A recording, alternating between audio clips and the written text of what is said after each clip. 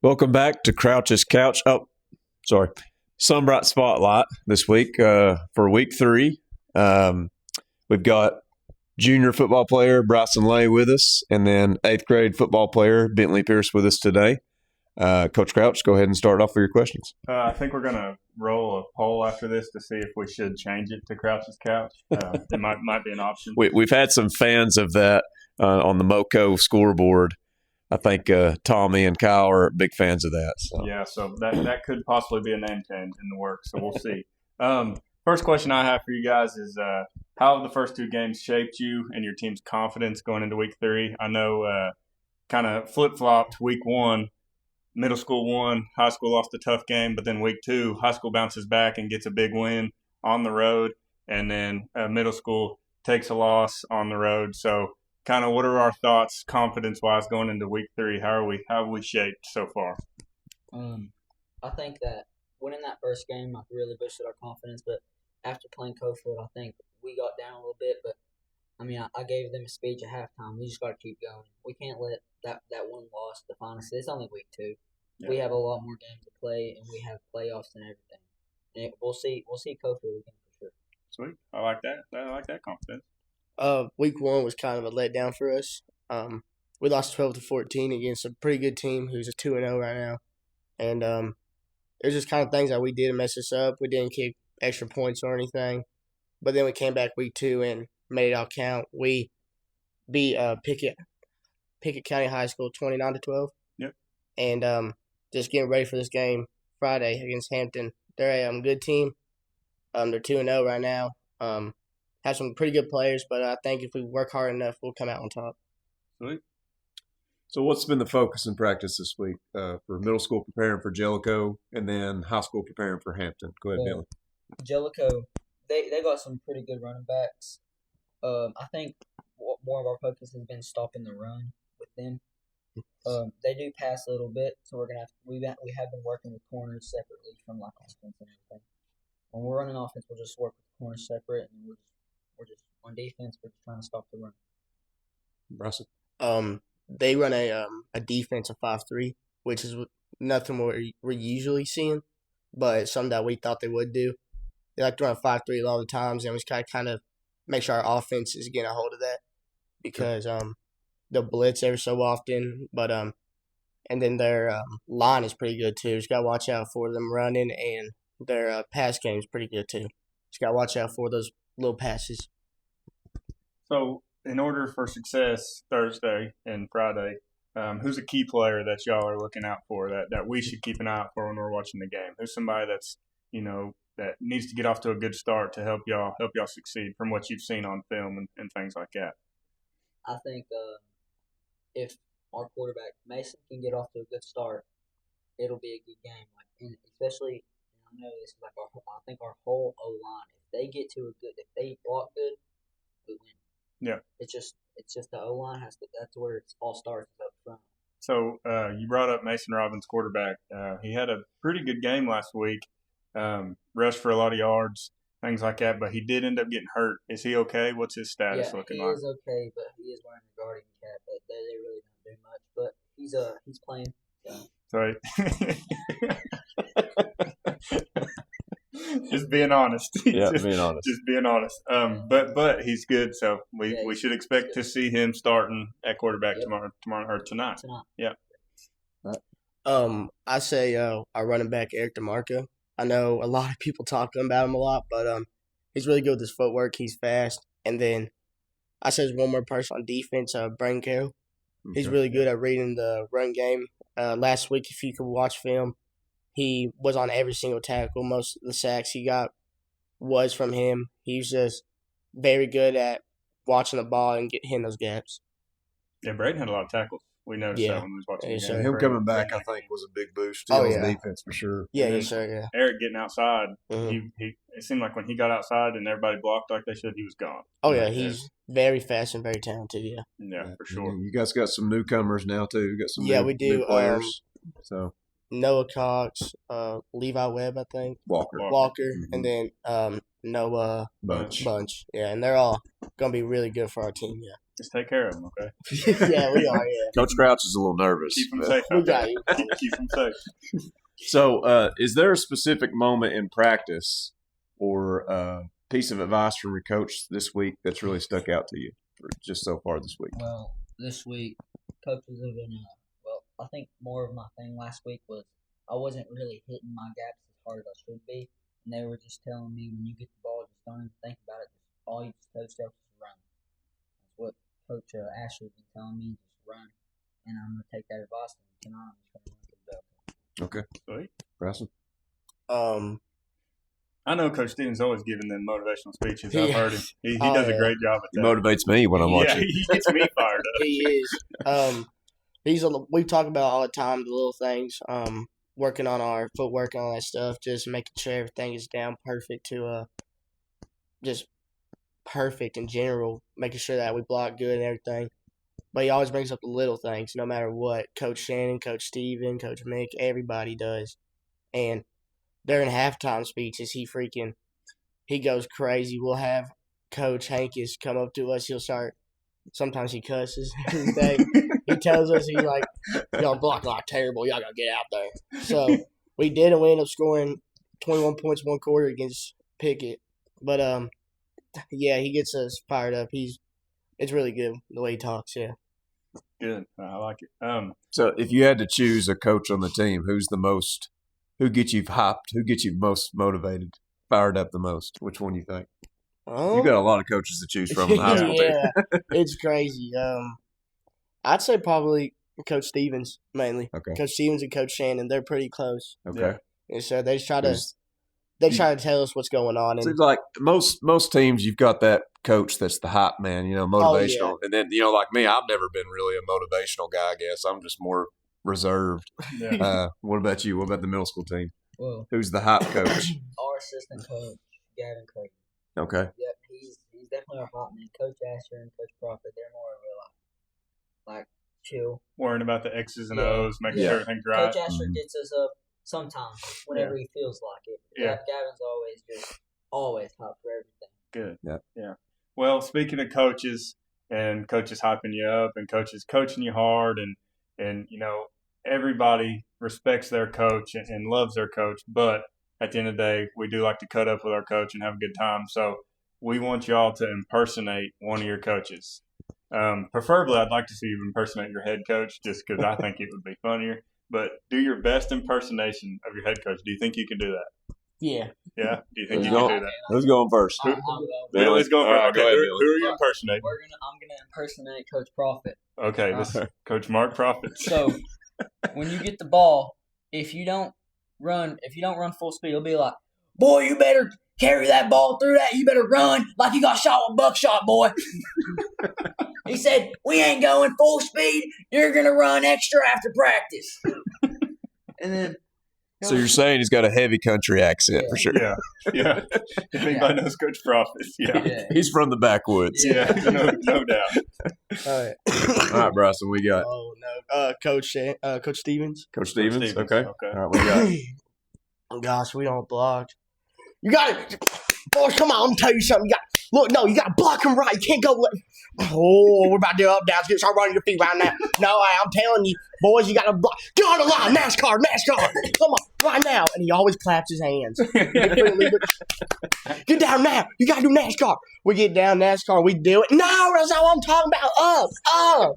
And then he freaking jumps onto us and everything. It's crazy. And then sometimes we have one day, all right, y'all don't want to run. Get on the line right now. He's always clapping. We get down, go. And then we get done. All right, y'all boys ready? Yeah, we're ready, coach. Okay, get on the line. Get on the line again. I think this should be required for every student athlete that we have on the pod. That was great. That was I'm not looking forward to our impersonations Yeah. later during Oh. basketball season. yeah, those are gonna be funny. Those are gonna be funny for sure. Coach, you got anything else? I don't think so. Anything else, guys, you want to add this week or anything you can think of? Anything you want to say to the fans or that's watching our shows? Just be ready to come out, watch us Friday. And then Thursday. It's going to be a heck of a game. It's going to be really good. Both teams looking to get above 500, get on the winning side of things. So Oh, yeah. Yes, yeah, sir. that'll be good. Good. Anything else? We All right. good? think we're All good. right, That concludes week 3 of Crouch's Couch / Sunbright Spotlight. We'll have Coach Stevens on next. All right, welcome back, Sunbright Spotlight. We've got Coach Stevens with us, head coach of the Sunbright football team. Coach, you just come off your first win as a head coach. You've been a part of football programs before and won a lot of games, but you're the one in charge, and you got your first win. How's that feel? Unlike any feeling I've ever felt. There's a sense of relief that hey, we done it. But also, I told our kids Friday night after we got it, that's just the one a minute. So, we're going to relish in it. We're going to, be thankful for it and not take it for granted. But hopefully we turn 1 into 2 and just let it snowball from there. But it was an amazing feeling. So proud of the team, proud of the coaches and everyone involved. Like I said, it felt like a breakthrough for our kids that deserved it. So I was proud of it. You got a little wet there too. Yeah, absolutely. Those are water girls. I told them that they were fired. Yeah. I think that's some of my girls. I can run them for you. Yeah. We have to take care of that. And then I got on the bus and they was like, "Are you really mad?" I'm like, "No." I appreciate y'all. Yeah, getting that first win as a head coach it's coming. Absolutely. They're going to shower you there. What specific changes or adjustments do you think made the biggest difference in turning things around? Maybe getting that, getting some success and for these boys. What do you think? Handling adversity. We come out and tried every way in the world in the first quarter to lose a ball game. Putting the ball on the ground 3 or 4 times, running the wrong plays. And, in our scrimmages throughout the preseason there, we saw a sense of when things didn't go our way, we were willing to just throw it in and be done and quit early. But we kept the fight and we kept, the sense of urgency and effort and eventually got things rolling in our power game. And so I felt like the biggest difference was within the kids making a personal decision that, hey, we want this more than the other team does. Yeah. And we're going to, face adversity a little better. We're going to be tougher young men. And we're just going to, stop looking at the scoreboard, stop hearing what everybody else has, told us all week long, and just go to war and let the chips fall where they fall. So I was proud of our kids for that because we had an opportunity there. Early, they punch one in, they go up on us. We have a fumble on our sideline, which resulted in the injury of one of our young kids. I mean, if it could happen and go against us, it did, and we just kept battling. So I was proud of our kids for that. Talking about the guys, holding each other accountable and handling that adversity, we got to sit right there we was right on the field. And you could hear it. There was a lot of player chatter going on, just guys hyping each other up, talking to each other, and just, hey, just next play. And, it kind of turned into that next play mentality turned into success. I was glad to see, the beginning of the game, everything wasn't going right. Absolutely. Pickett got a lead on you early, and it seems like, stuff was going wrong, fumbles, things like that. I was glad to see the boys not just hang their head and give up. And they just fought back and started, I was glad to see that. That was the biggest difference. Like I said, to me, that's the biggest difference in this year's team than some teams in the past. And even the teams that we, started with in our preseason scrimmages. I felt like we had a resilience and a determination to make things right. Where, like I said, they had an opportunity. They could have just said, okay, here we go again. Because Pickett had beat us the last 2 years in a row. Yeah. So, that's got to be in the back of your mind as a young man when they want, and I tell our kids this all the time, I can tell they want success or they would not be there. Playing high school sports of any kind, whether it's football, basketball, as you all know, high school sports are not easy. You're right. And, the level of discipline and the level of structure is not something that it's not like going out and having fun and playing pickup ball or playing on the playground. They want it or they would not be there. Mm-hmm. They just don't know how to do it. Right. They're still learning that part. I know they want to be successful. I know they want to win. Now it's just about learning how to win and how to be successful. Yeah. And Friday was a step in the right direction. We talk about learning how to win.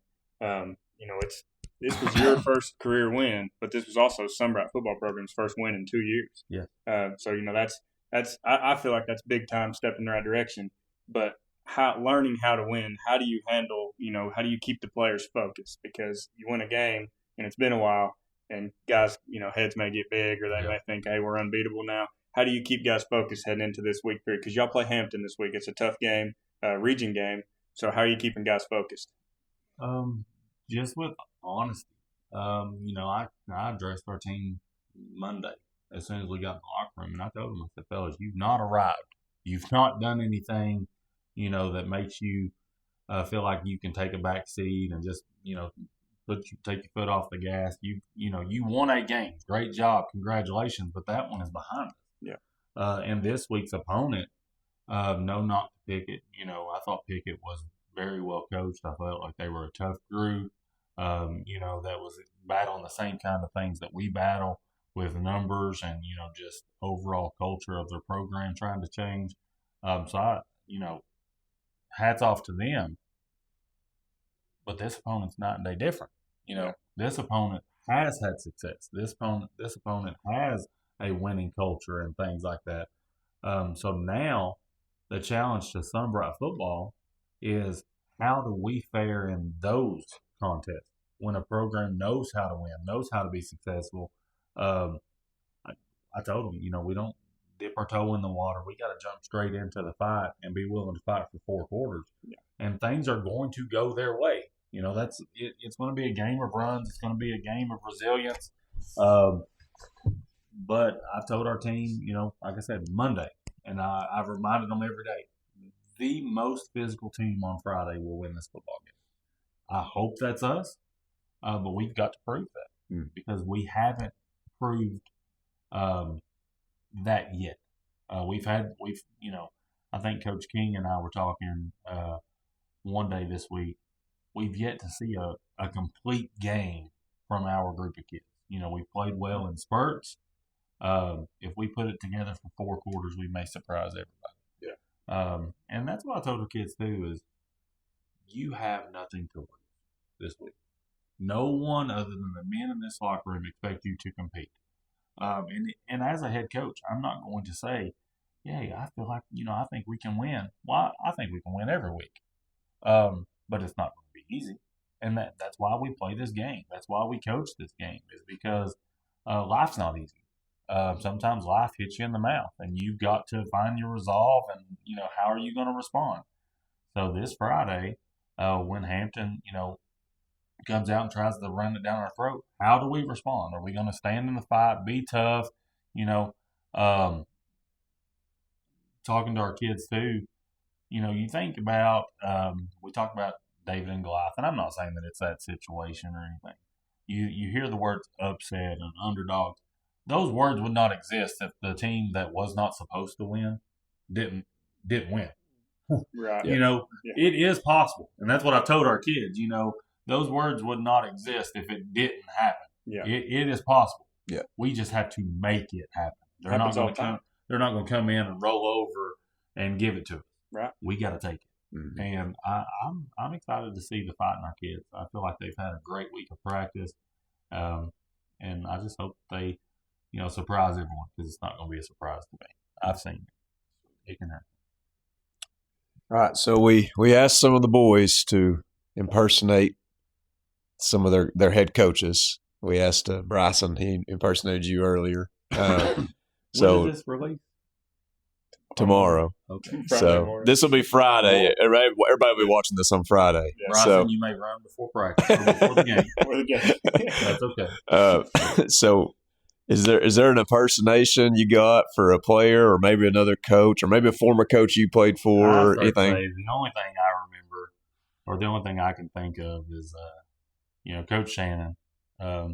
Still today, that fiery edge and that tough coach. He just tells you, get your feet moving. So, and that still rings in my ears too, because he was my former head coach. I've heard it for many years, working with him, playing under him, and now getting to coach with him down here. He still has it, and so the kids know when they mess up, it's coming. Probably that. Get your feet. Get your feet. Yeah. Yeah. Any modern day, what do you call it, lingo, phrases, whatever you want to call it, that you hear all the time? I tell you, my girls, and I'm sure Coach Crouch's boys, I hear 6'7" all the time. I've never heard those two numbers more in my life than what I hear now. Yeah, my girls love that. Mine is if I have to cancel an open gym or if I'm 5 minutes late because I was in the office, you're not locked in, Coach. You're not locked, Coach. Any common things you hear from the boys? Honestly, no. I tune a lot of things out. I'm very, selective hearing, and I choose not to hear them. If I want to talk to the boys, I will go talk to them. So what you're saying is you're locked in. Yeah, exactly. Locked I'm in. locked in. I don't need to hear what they have to say. Yeah. That's joking. I love all of our boys, and some of them can carry an adult conversation. Some of them, I want to just tell them to go talk to someone else. But no, I don't pay attention. I'm sure that today I will pay closer attention just because you asked me. Yeah. So next week, I have some phrases next week. Next week, I'll have something. Right. But today, I selective hearing. Yeah. Well, anything you want to say to the fans or anything? Just keep coming out, keep supporting our kids. I told y'all last week they were deserving of it, and they still are. Proud of them for getting their first win. More to come. And just keep supporting the kids. I know that we actually got 3 new kids from. Oh, did you really? Yeah. Oh, I think Coach Crouch is a little nervous about that. just keep them safe. I know we got 3 new kids, so that changes the dynamic. Yeah. And 3 good athletes too. Very good athletes. Noah texted me and told me he had bought all the stuff that he needed for football, and I said, "Did you get bubble wrap?" And he goes, "No, do I need it?" Phenomenal athletes. So maybe that'll add some excitement to what we're able to do, and just we'll play basketball and grass with them, Coach. It'll be fun. Oh, I like that. We'll throw it up to them. We'll teach them how to go rebound for you. Yeah. I'm good with Maybe come down, come down with a few passes in the back of the end zone or something. That'd be good. But shout out. Did you want to shout? Yeah. So Tommy Francis, Kyle Rhines, they do the Moco Beyond the Scoreboard. They do that each week. I believe it's been airing on Thursday nights. They film earlier in the week and then they air it on Thursday nights. I believe it's at 8:00. Just want to give a shout out to them because they shouted out us on their show. So anybody wants to go watch them as well. They have a bunch of athletes from each Morgan County school come on the show. They do some specials on that. And there's also this week they had a special with our youth league players as well. They asked me if I'd ask them some questions or answer some questions too. So just you get a chance, go watch them as well, along with our Sunbright Spotlight or Crouch's Couch as they like to call it. Anything else, Coach Crouch? No, I think we're good. Thank you guys for listening and tune in next week.